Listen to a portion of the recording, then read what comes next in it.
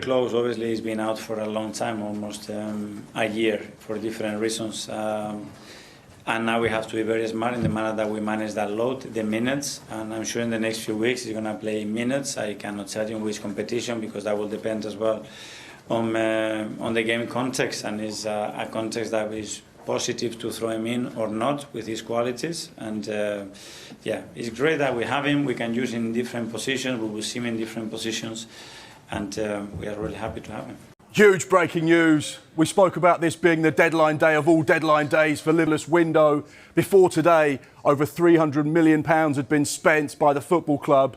They got Alexander Isak in a deal worth 125. It's got even better. Got a new centre-back. Deal agreed with Crystal Palace, £1 million.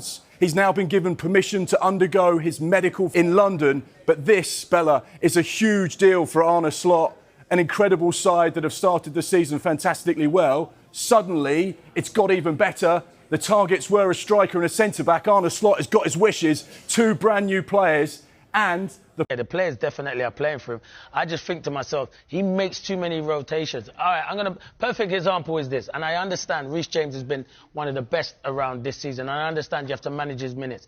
They got the draw against Arsenal, and then they go to Leeds in midweek, and they kind of kick-started Leeds' season. Leeds lost to Man City on that weekend, and then went for Chelsea and went on a fantastic run. He changed the whole, near enough, not the whole team, but the majority of the team that had a good result. And I know it was only 3 or 4 days later, but look at it now. Does Pep Guardiola do that? No, he doesn't do that.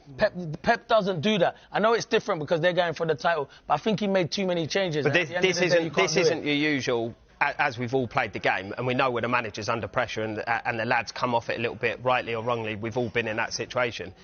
This isn't your usual, everyone thought Chelsea are absolutely having one. No, they're in touch, right, of the top 4, so it has to be down to something we don't But that's why it's so surprising. It's got to be... Yeah, that's why it's so surprising, because of the wording of the statement. They don't get these statements wrong. They take the time. They know exactly what they're trying to say. And the fact that they've mentioned he's come to the agreement with them together, it really sort of shouts that something's not quite right. Right, Marseille are in talks with Arsenal over a loan signing of Ethan Nwaneri. It's understood a number of clubs want to sign him. However, it's thought the French club's style of play would be good for his development. Of course, Roberto De Zerbi's currently there as manager. And Nwaneri at Arsenal has been limited to just 4 starts this season, none in the Premier League. He did sign a new 5-year contract in August, which runs until 2030. So he is seen as a big part of Arsenal's long-term plans, but they may be letting him out on loan to Marseille. We'll keep you on top of that one. Now, whilst we're on Bournemouth, we've got some breaking news to bring you. They have signed Fraser Forster on a 6-month deal. This is to add some goalkeeping cover to Andoni Iraola's squad. The 37-year-old is a free agent. He's been available since leaving Spurs in the summer. So Bournemouth's number 2, Will Dennis, of course, was injured in training this week. So the club is still waiting to find out the extent of that injury. Forster will be in the squad to face Arsenal tomorrow. United and transfers is always significant. There's always a lot of interest because it's one of the biggest clubs on the planet, and therefore the fans are desperate to know what they're going to do in January about potential incomings. And we've got a little bit of breaking news here on Sky Sports News with regards to what they're looking to do, not necessarily in January. However, they have explored the possibility of signing players in the winter window. They're also looking ahead to the summer as well, but they have explored conditions of a potential deal for a central midfielder, the year's option on Brighton Hove Albion's side. So he's got a long-term contract. So we know that any potential deal would be significant. At 21 years old, we know what happened to the last central midfielder they had that was very highly rated. Moises Caicedo went for what was then a Premier League record, £115 million. Carlos Baleba very much in the same remit as far as they're concerned. They don't want to lose him.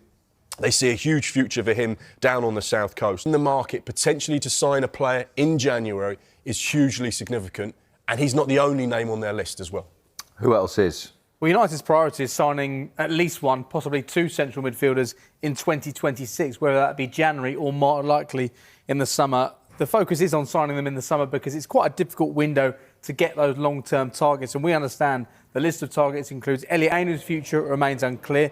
Manuel Ugarte has not delivered so far in a Manchester United shirt. So you can understand why they're looking at 1, if not 2, central midfielders this month, more likely in the summer. But if they can bring in a player like Carlos Baleba in January, it could make such a big difference in terms of what they're able to achieve this season. There's been some mixed results for United, mixed performances over the course of the last few weeks, but they are well placed to deliver European football once more. So whether or not they can get a player in January to help support that and bring life into a season which has faltered at times, we wait to see.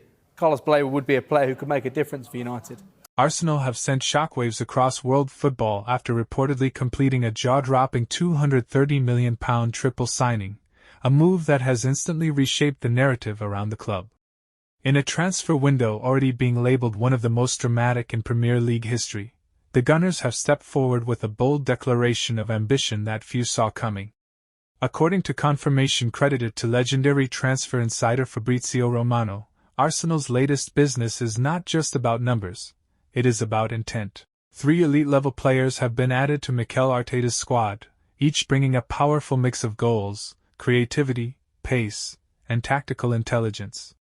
Together, they represent a transformational upgrade, elevating Arsenal from title challengers to a side many now view as a genuine European powerhouse. This move marks a defining moment in Arteta's project. For seasons, Arsenal were described as a club in transition, focused on youth development and long-term planning.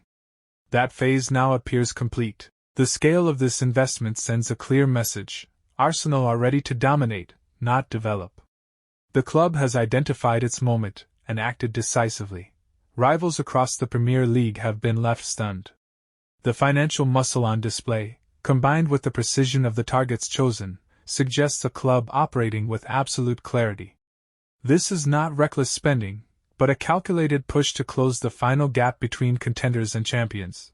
Beyond the pitch, the impact is just as significant. Competition within the squad will intensify, standards will rise, and belief inside the dressing room will soar.